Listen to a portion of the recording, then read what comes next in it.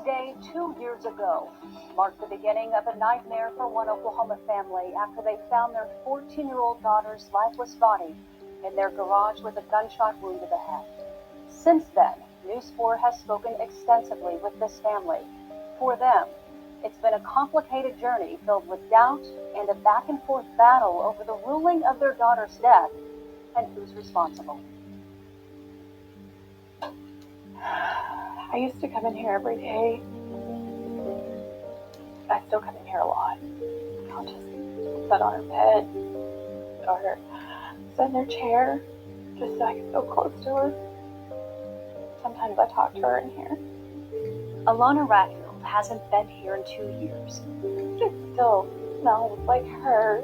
She was Heather's only child, just 14 years old. Her cheer uniform's still on the floor. I can't even bring myself to pick it up. 2 years it's been there, untouched. Forever. I can't. About 6:15 that morning, December 8th, 2020.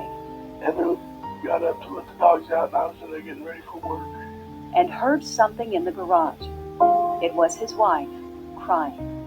Heather was kneeling down next to Alaunna, and she was lying on the ground, flat out on her back. So we called 911. And police showed up. They kept asking us questions about, is she left-handed?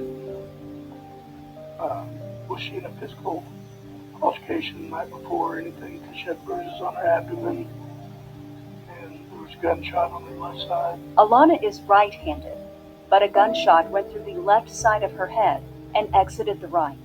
No bullets or bullet holes have ever been found. There was no note, and Kevin and Heather say they never heard the sound of a gunshot in their small home.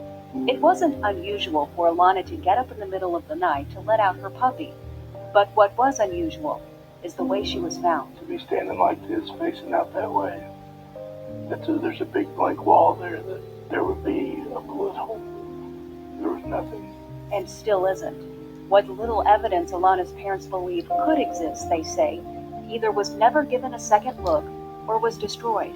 Within weeks, her death ruled a suicide. We're the only ones fighting for her. 2 years later, Heather and her husband Kevin have filed a wrongful death civil suit. Small town with limited resources. Lloyd Palmer heads up a team of attorneys working the case.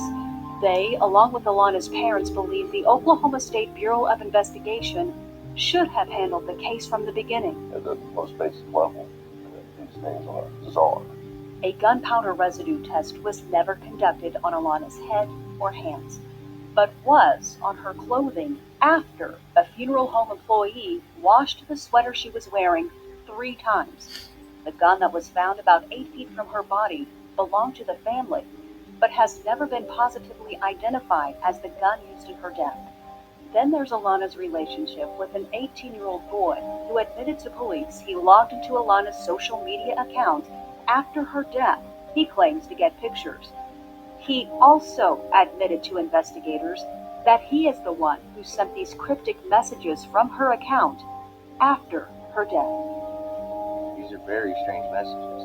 It could shed some light, even if that's what we're looking at, even if we have a bad relationship with a young man who's young but definitely too old. You combine that with all the facts of the case, it just doesn't add up. Attorneys subpoenaed these phone records from his cell phone provider, and they've requested more. I want to know if he had any influence, good or bad.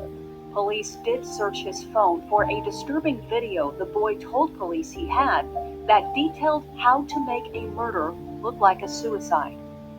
But his cell phone location would reveal perhaps the most telling evidence of all, where he was at the time of Alaunna's death.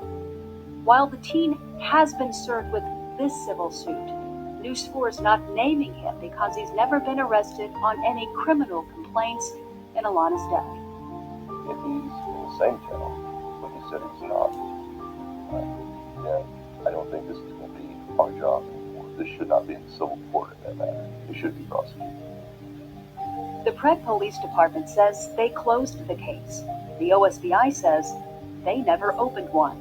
The District Attorney's Office tells News 4 it is an open investigation. The unanswered questions in this case are just as conflicting as the case's status. Open or closed, murder or suicide. That's probably the hardest thing as parents is not knowing. I would love to have justice for her. How many cases like this is there out there in the world? Just this afternoon, Heather and her husband got a phone call from State Representative Kevin Wallace's office informing them that language for a bill is being drafted that will require the OSBI to investigate crime scenes or cases like Alaunna's instead of police departments without the proper resources.